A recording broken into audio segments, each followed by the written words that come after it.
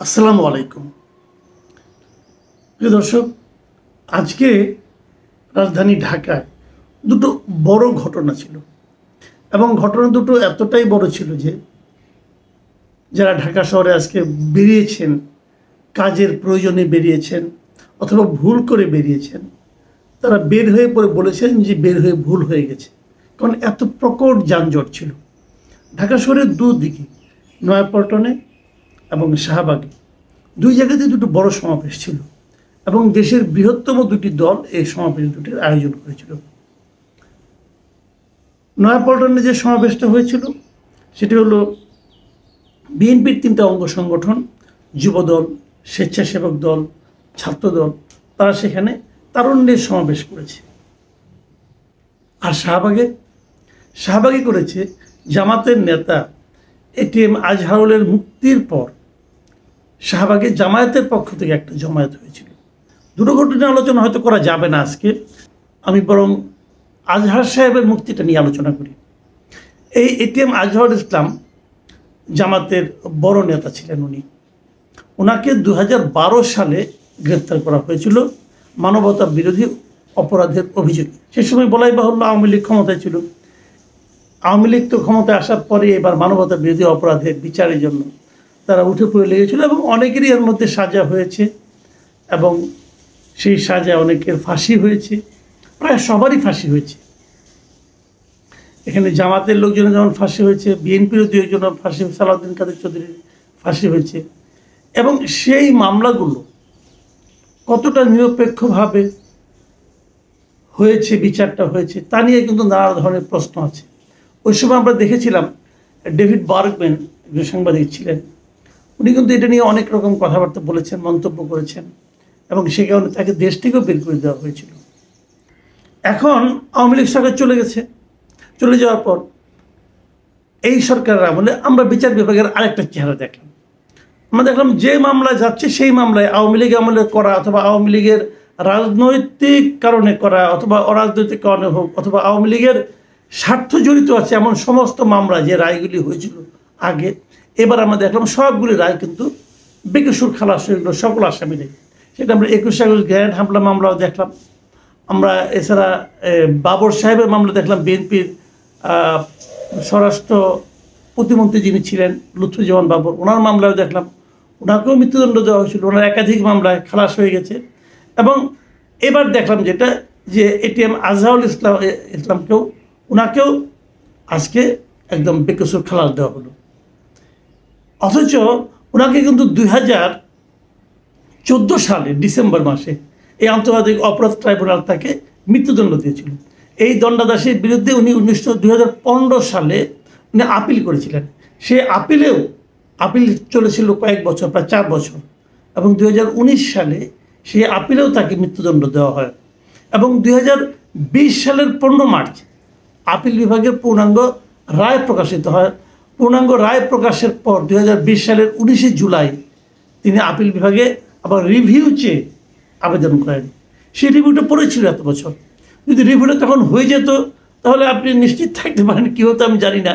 তো আমার ধারণা যে তো মৃত্যুদণ্ড হয়ে যেত, কারণ আগের কারো ক্ষেত্রে কিন্তু রিভিউ যে রায় চেঞ্জ হয়েছিল, মানে এই আন্তর্জাতিক অপরাধ ট্রাইব্যুনালের মামলাগুলিতে আমার দেখা নাই, আমি দেখিনি পর্যন্ত রিভিউ চেয়ে যে রায়টা পরিবর্তন হয়ে তাকে মৃত্যুদণ্ড থেকে বাঁচিয়ে দেওয়া হচ্ছে, এটা আমি দেখি নাই। কিন্তু এবার সেটা হলো গতকালকে খালাস আদেশের পর আজকে সকালে উনি শারীরিকভাবে জেলখানা থেকে বের হয়ে আসতে পারেন।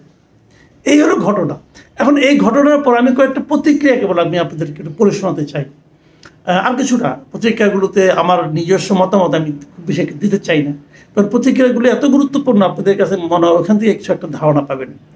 আইন বিষয়ক উপদেষ্টা মিস্টার আসিফ নজরুল উনি একটা স্ট্যাটাস দিয়েছেন ফেসবুকে এই ঘটনার পর। এখানে উনি কী লিখেছেন আমি ওনার লেখাটা পুরোটাই পড়ব। উনি লিখেছেন, নির্দেশ প্রমাণ হওয়ায় মুক্তিযুদ্ধকালের মানবতা বিরোধী অপরাধের মামলায় মৃত্যুদণ্ডাদেশ থেকে খালাস পেয়েছেন জামায়াত নেতা এটিএম আজহারুল ইসলাম। দণ্ডাদেশের বিরুদ্ধে তার করা রিভিউ সর্বসম্মতিক্রমে মঞ্জুর করেছেন প্রধান বিচারপতির নেতৃত্বাধীন সুপ্রিম কোর্টের আপিল বিভাগ। আজহারুলকে মৃত্যুদণ্ড দিয়ে আন্তর্জাতিক অপরাধ ট্রাইব্যুনালের রায় এবং মৃত্যুদণ্ড বহাল রেখে এর আগে আপিল বিভাগের দেওয়া রায় বাতিল করা হয়েছে আজকের রায়। এই ন্যায় বিচার প্রতিষ্ঠিত হওয়ার সুযোগ সৃষ্টির কৃতিত্ব জুলাই গণ আন্দোলনের অকুতোভয় নেতৃত্বের। এই সুযোগকে রক্ষা করার দায়িত্ব এখন আমাদের সবার। মানে উনি বলতে চাচ্ছেন এখানে দুটো কথা। একটা হলো এই যে আজহার সাহেব যে মুক্তি পেলেন, এটাকে উনি মনে করছেন যে এটা ন্যায় বিচার প্রতিষ্ঠা হয়েছে, এবং এই ন্যায় বিচার প্রতিষ্ঠার সুযোগটা যে সৃষ্টি হয়েছে এর টোটাল কৃতিত্বটা উনি দিচ্ছেন জুলাই গণ আন্দোলনের অকুতোভয় নেতৃত্বকে। মানে আন্দোলনকে না, আন্দোলনে যে কোটি কোটি মানুষ আন্দোলনের সঙ্গে যুক্ত ছিল তাদেরকেও না, কেবল নেতৃত্বকে। আমি এই জিনিসটা না বুঝতেই পারলাম না, নেতৃত্বকে কেন দিতে হবে? নেতৃত্বে কারা ছিলেন আসলে? আমি তো মনে করি জুলাই গণ আন্দোলন ছিল একটা স্বতঃস্ফূর্ত আন্দোলন। এখানে উনি নেতৃত্ব কোথায় পেলেন, এবং সেই নেতৃত্বকে কৃতিত্ব দিতে হবে কেন? এই নেতৃত্ব যদি এই আন্দোলনের সঙ্গে এই দেশের আপামর জনগণ যুক্ত না হতেন তাহলে কি আন্দোলনটা সফল হতো? এই নেতৃত্বের কি ভূমিকা ছিল তাদের উপর? ওই নেতৃত্বে এখন ঢাক দিলে অত লোক আসে? আমি এই জায়গাটাতে আসিফ নজরুল সাহেবের কাছ থেকে এই ধরনের আমি একটা কথা আমি আশা করিনি। আর পরে যে কথাটা, এই সুযোগকে রক্ষা করার দায়িত্ব এখন আমাদের সবার, এটা আমার কাছে খুব পছন্দ হয়েছে। এখন এই ক্ষেত্রে আমি আমার মন্তব্য করার আগে আমি আরও দু একটা মন্তব্য একটু আপনাদেরকে পড়ে শোনাতে চাই। সাংবাদিক মঞ্জুরুল আলম পান্না উনি একটা স্ট্যাটাস দিয়েছেন যে ৭১-এ তো দেশে কোনো যুদ্ধই হয়নি, যুদ্ধাপরাধ আবার আসে কোত্থেকে? ঠিক বলছি না বাহে? উনি খুবই ব্যঙ্গ করে বলছেন আর কি, যুদ্ধাপরাধী বিচার হবে কীভাবে? যুদ্ধই তো হয়নি। একজন গায়ক যিনি নাকি এই আন্দোলনে, জুলাই অগাস্ট আন্দোলনে খুবই গুরুত্বপূর্ণ ভূমিকা রেখেছিলেন, সঙ্গীত শিল্পী শায়ান, তিনি একটা স্ট্যাটাস দিয়েছেন। সেখানে উনি লিখেছেন, সেটা নিয়ে আবার ইত্তেফাকে একটা ফটো কার্ডও দেখলাম আমি।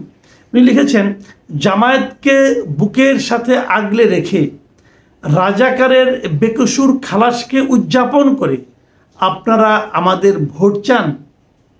এই কথাটা উনি বলেছেন মূলত এনসিপিকে লক্ষ্য করে। তৌহিদ হোসেন রনি নামে একজন, উনি হুমায়ুন আজাদের একটা বক্তব্যকে কোট করে স্ট্যাটাস দিয়েছেন। হুমায়ুন আহমেদের যে বক্তব্যটা উনি কোট করেছেন সেটা হলো, পাকিস্তান ভাঙার অপরাধে এদেশে একদিন মুক্তিযোদ্ধাদের ফাঁসিতে ঝুলিয়ে মৃত্যুদণ্ড প্রদান করা হবে। সেই বাস্তবতা দিকে আমরা যাচ্ছি কি না আমি জানি না, তবে হুমায়ুন আজাদ অনেক আগেই এই ধরনের একটা মন্তব্য করেছিলেন। আমি আরেকটা মন্তব্য পড়তে চাই, ফেসবুক থেকে আমি পেয়েছি। মুক্তা শেরপা তিনি লিখেছেন, যে বিচারে রাষ্ট্রপক্ষ এবং আসামি পক্ষ উভয়ে খুশি সেই বিচারকেই ন্যায় বিচার বলে। মানে এই আজহার সাহেবের এই বিচারে রাষ্ট্রপক্ষ খুশি হয়েছে, এবং আসামি পক্ষ খুশি হয়েছে। রাষ্ট্রপক্ষের খুশির খবর তো আপনি শুনলেন, যে আমাদের আইন উপদেষ্টা যিনি উনি খুশি, উনি বলেছেন ন্যায় বিচার পেয়েছে, এবং আসামি পক্ষ খুশি। তারা তো এই ন্যায় বিচারের জন্য আন্দোলনই করেছেন, কাজে এটাইকেই ন্যায় বিচার বলা হয়ে থাকে।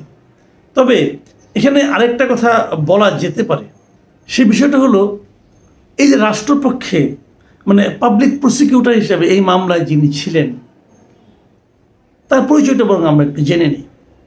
পাবলিক প্রসিকিউটর হিসেবে এই মামলায় ছিলেন, তার নাম হলো গাজী MH তামিম। উনি সরকারি উকিল আর কি, রাষ্ট্রের পক্ষে, অর্থাৎ আজহার সাহেবের বিপক্ষে যিনি কাজ করেছেন। তো উনি কে? ওনার পিতার নাম হলো গাজী আবু বকর সিদ্দিক। এই গাজী আবু বকর সিদ্দিক জামায়াতে ইসলামের এক সময়ে MP প্রার্থী ছিলেন বাগেরহাট 3 আসনের। এর অর্থ হচ্ছে আসামির যিনি উকিল তিনি তো জামাতেরই লোক, রাষ্ট্রপক্ষের যিনি উকিল তিনিও জামাতের লোক। আর আসামি নিজেও জামাতের লোক। তো যা হবার তাই হচ্ছে। আসলে না, আমাদের এই বিচারটা বড় অদ্ভুত হয়। আমি একটা জায়গায় একটু মানে আপনাদেরকে বলতে চাই যে আমাদের এখানে একটা কথা, মানে আমি যেটা আমার নিজস্ব মন্তব্য হিসেবে বলতে যাচ্ছি, আমাদের এখানে একটা ব্যাপার আছে, এটা হলো অনুকূল পরিবেশে না আমরা সবাই রাজা। অনুকূল যা মানে ব্যাপারটা হলো পরিবেশ যাদের অনুকূল থাকবে তারা সবসময় বলে যে ন্যায় বিচার পেয়েছি আমরা। এখন যেমন বলা হচ্ছে ন্যায় বিচার পেয়েছি, আওয়ামী লীগ আমলে কিন্তু বলা হতো যে ন্যায় বিচার হয়েছে। আওয়ামী লীগ আমলে বিএনপি বলতো তারা ন্যায় বিচার পায়নি, তারা ন্যায় বিচার পায়নি। আবার এ আমলে আওয়ামী লীগ হয়তো বলবে যে তারাও ন্যায় বিচার পায়নি। আমরা এগুলো দেখছি। আওয়ামী লীগ আমলে আওয়ামী লীগ লুটপাট করতো, এ আমলে আওয়ামী লীগের রেখে যাওয়া লুটপাটগুলো বিএনপি সম্পন্ন করছে। প্রত্যন্ত অঞ্চলে তৃণমূলে বিএনপি এখন লুটপাট করছে এবং বিএনপি এই লুটপাটগুলোকে বিএনপি স্বীকার করবে না। এখন আওয়ামী লীগ তাদেরকে বলবে। আওয়ামী লীগ আমলে প্রশাসনের গুরুত্বপূর্ণ জায়গাগুলোতে যোগ্যতা নয় আনুগত্য গুরুত্ব পেত, এখনও তাই হচ্ছে। তবে আনুগত্য এখন একটু অন্যরকম হচ্ছে। এ হলো আনুগত্যের কোটায় ধরার আগেই বঞ্চিতের কোটা পূরণ করা হচ্ছে।